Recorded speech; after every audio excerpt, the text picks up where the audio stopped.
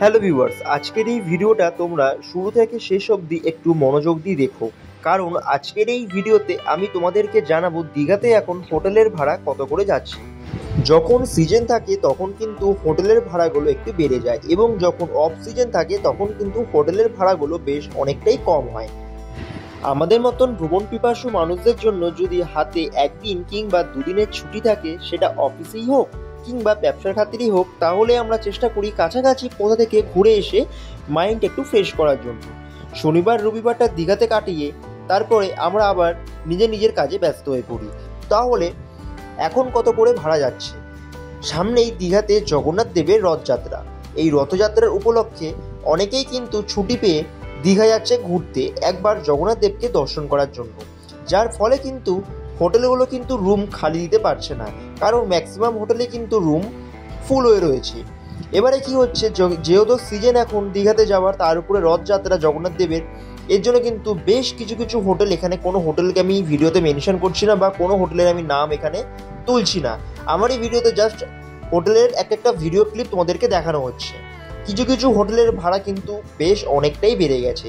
যেরকম আগে যেই হোটেলগুলো 700 টাকা 800 টাকা করেও পাওয়া যেত, সেই হোটেলের ভাড়াগুলো কিন্তু এখন 3000 টাকা 4000 টাকা করে কিন্তু চাওয়া হচ্ছে। এবং দ্বিতীয় কথা, সেই হোটেলের রুমগুলো কিন্তু খালি পাওয়া যাচ্ছে না।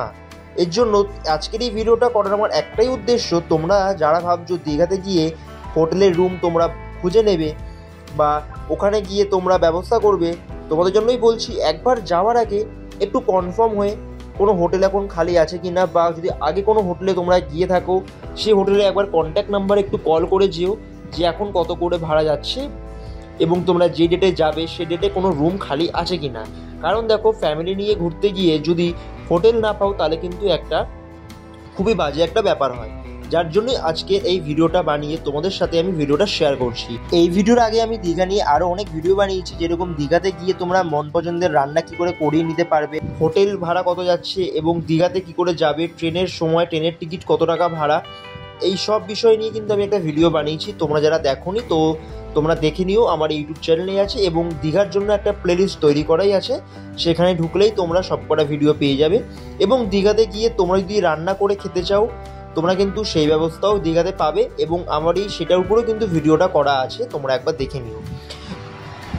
তোমরা যদি দীঘা ট্রেনে করে যাও, তাহলে তোমরা যখনই ট্রেন থেকে নেমে স্টেশনের বাইরে পা রাখবে, দেখতে পারবে তোমাদেরকে অনেক টোটো এবং অনেক অটোওয়ালারা তোমাদেরকে বলবে যে চলো আমাদের সাথে চলো, আর যেখানেই যাবে এই ভাড়া দেবে। তাদের সাথে তো প্রথম কথা বার্গেনিং করে তারপরেই তাদের গাড়িতে উঠবে, অথবা তারা যদি তোমাদেরকে বলে যে আমরাই তোমাদেরকে হোটেল নিয়ে যাচ্ছি, এইরকম টাকার মধ্যে এরকম হোটেল আছে, তোমরা যেতেই পারো। কারণ দেখো, সবাই তো খারাপ হয় না, তোমরা যেতেই পারো, কিন্তু যাওয়ার আগে তার সাথে তোমাদের হোটেলটা কীরকম প্রাইসে তোমরা নিতে চাইছো তাকে আগে জানিয়ে দেবে, তারপরে কিন্তু তোমরা তাদের সাথে যাবে। কারণ তোমরা যদি আগে থেকেই কোনো কথা না বলে উঠে পড়ো, তাহলে কিন্তু সে তোমাদেরকে কিন্তু ঘোরাবে, এবং ঘোরানোর পরে সে কিন্তু একটা অ্যামাউন্ট কিন্তু তোমাদের কাছে কিন্তু চেয়ে বসবে। তো অতএব যাওয়ার আগে তার সাথে ভালো করে কথাবার্তা বলে ফাইনাল করে তারপরেই কিন্তু তোমরা গাড়িতে উঠবে। এবং তোমাদেরকে তো সব কথা বলেই দিলাম, তোমরা দীঘাতে যাওয়ার আগে একবার খোঁজখবর নিয়ে তারপরে যেও। এবং হোটেলের ভাড়া কিন্তু যতটা জানা গেছে আগের তুলনায় ভাড়া কিন্তু বেশ অনেকটাই বেড়েছে। তো আশা করি এই জিনিসটা খুব তাড়াতাড়ি ঠিক হয়ে যাবে। এবং তোমরা দীঘাতে এই নিয়ে কবার যাচ্ছ সেটা কিন্তু কমেন্ট বক্সে লিখতে কিন্তু ভুলবে না। তো এই ভিডিওটা করার আমার একটাই উদ্দেশ্য, যে তোমরা যারা যাচ্ছ ভালো করে খোঁজখবর নাও এবং খুব ভালোভাবে ঘোরো, এটাই আমি চাই। এবং আমার এই চ্যানেলে তোমরা যদি নতুন হয়ে থাকো তাহলে প্লিজ চ্যানেল সাবস্ক্রাইব করো, এবং সবাই ভালো থেকো। আবার দেখা হবে পরের কোনো নতুন একটা ভিডিওতে।